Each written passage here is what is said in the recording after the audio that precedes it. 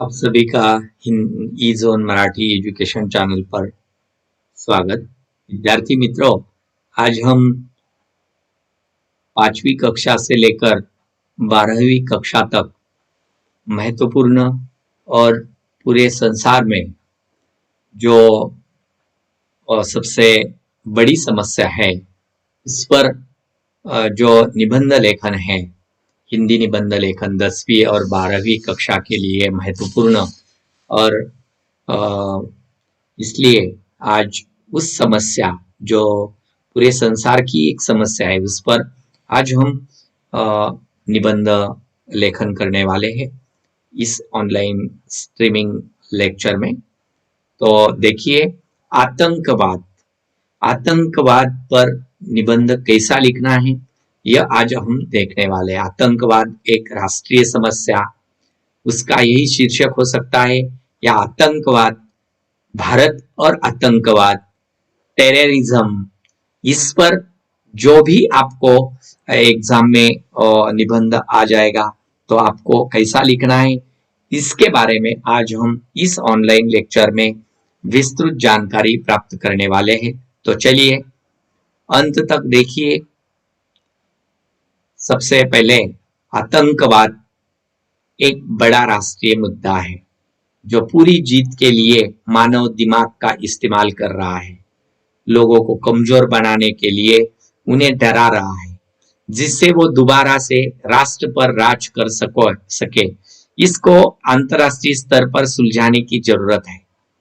हमें इसे जड़ से खत्म करने के बारे में सोचना होगा। मानव मस्तिष्क से असाधारण आतंक को हटाने के साथ ही उसके साम्राज्य को पूरी तरह से नेस्तनाबूद करने के लिए हमें एक मजबूत नीति बनानी चाहिए। आतंकवाद अपने सकारात्मक परिणामों को पाने के लिए हिंसात्मक तरीका अपनाता है। आतंकवाद हिंसा का एक गैर कानूनी तरीका है जो लोगों को डराने के लिए आतंकवादियों द्वारा प्रयोग किया जाता है। आज आतंकवाद एक सामाजिक मुद्दा बन चुका है। इसका इस्तेमाल आम लोगों और सरकार को डराने धमकाने के लिए हो रहा है। बहुत आसानी से अपने लक्ष्य को प्राप्त करने के लिए विभिन्न सामाजिक संगठन, राजनीतिज्ञ और व्यापारिक उद्योगों के द्वारा आतंकवाद का इस्तेमाल किया जा रहा है। लोगों का समूह जो आतंकवाद का समर्थन करते हैं उन्हें आतंकवादी कहते हैं। भारत की एकता और अखंडता के लिए आतंकवाद का एक बड़ा खतरा बन गया है। आतंक के मास्टरमाइंडों ने भारत को अस्थिर करने के उद्देश्य से भय के माहौल को बनाकर अपने उद्देश्यों को प्राप्त करना चाहते हैं। भारत में आतंकवादी गतिविधियों से प्रभावित प्रमुख क्षेत्रों में जम्मू कश्मीर, पूर्व मध्य और दक्षिण मध्य भारत, नक्सलवाद पीड़ित और 7 बहनों यानी उत्तर पूर्व शामिल है। बेरोजगारी प्रमुख कारणों में से एक ही है रही है, जिसके कारण आतंकवादी समूह युवा पीढ़ी को आसानी से पैसा बनाने के लिए आकर्षित करते हैं। बदले में युवाओं को घृणा फैलाना और सड़क पर खूनी और हत्याओं में सम्मिलित होना पड़ता है। गरीब, सामाजिक आर्थिक पृष्ठभूमि से जुड़े गरीबी से पीड़ित युवा लोग आईएसआई का अंतिम लक्ष्य है, क्योंकि वे आसानी से पैसे कमाने के लिए बोली लगाते हैं। भारत को पहले से ही दुनिया के शीर्ष 10 आतंकवाद प्रभावित देशों में स्थान दिया गया है। जम्मू और कश्मीर, पंजाब, त्रिपुरा, असम, नागालैंड और मणिपुर जैसे कट्टरपंथी आतंक प्रभावित राज्यों के अलावा ऐसे अन्य राज्य हैं जो नक्सली आतंकवाद का शिकार है। जो पश्चिम बंगाल के नक्सलबाड़ी गांव से भूमिहीन व्यक्तियों द्वारा आंदोलन के माध्यम से उभरा है। यह आंदोलन जल्द ही पूरे देश में फैल गया। वर्तमान में देश में विभिन्न आतंकवादी संगठनों को गुप्त रूप से संचालित किया जाता है, जिनके सदस्यों को पहचानना मुश्किल है।